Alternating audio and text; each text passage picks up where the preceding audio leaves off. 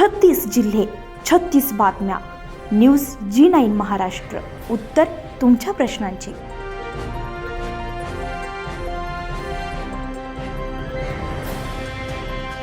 शेतकऱ्यांना न्याय मिळालाच पाहिजे. बोगस बियाणे देणाऱ्या कंपन्यांवर कारवाई झालीच पाहिजे.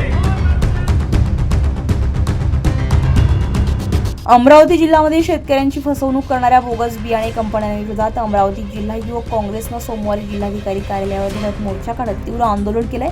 दोषी कंपन्यांना तात्काळ काळ्या यादीमध्ये ब्लॅकलिस्ट करून टाकून त्यांच्यावर कठोर कारवाई करावी, तसेच नुकसानग्रस्त शेतकऱ्यांना प्रति एकर 1 लाख रुपयांची आर्थिक मदत जाहीर करावी अशी मागणी आंदोलनादरम्यान करण्यात आली आहे. आंदोलनादरम्यान युवक काँग्रेसच्या पदाधिकारी आणि कार्यकर्त्यांनी शासनाच्या विरोधामध्ये घोषणाबाजी करत शेतकऱ्यांना न्याय देण्याची मागणी केली आहे. खरीप हंगामामध्ये शेतकरी मोठ्या अपेक्षेने महागडी बियाणे खरेदी करताय, मात्र निकृष्ट आणि बोगस बियाणांमुळे पीक उगवत नसल्यानं त्यांना मोठ्या आर्थिक संकटांचा सामना करावा लागत असल्यानं आंदोलनकर्त्यांनी नमूद केलंय. यानंतर युवक काँग्रेसच्या शिष्टमंडळानं जिल्हाधिकाऱ्यांना निवेदन सादर केलंय.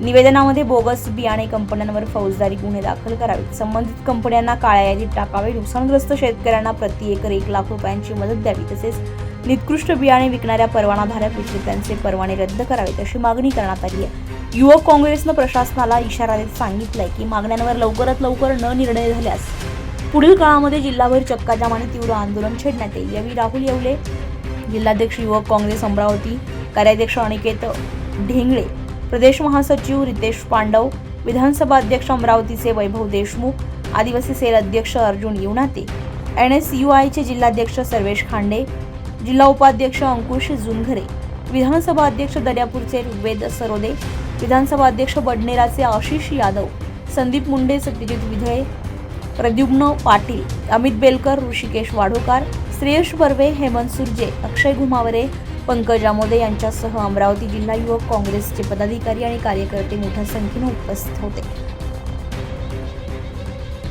अमरावती जिल्ह्यामध्ये हुतुतू सारख्या अशा अनेक सरकारच्या वरदस्त असलेल्या कंपन्यांमुळे शेतकऱ्यांना आर्थिक नुकसान झालेलं आहे. बोगस बियाणे त्यांनी पुरवलेले आहे आणि सरकारचेच काही लोक यांच्यासोबत मिसळलेले आहे असं एकंदरीत दिसत आहे.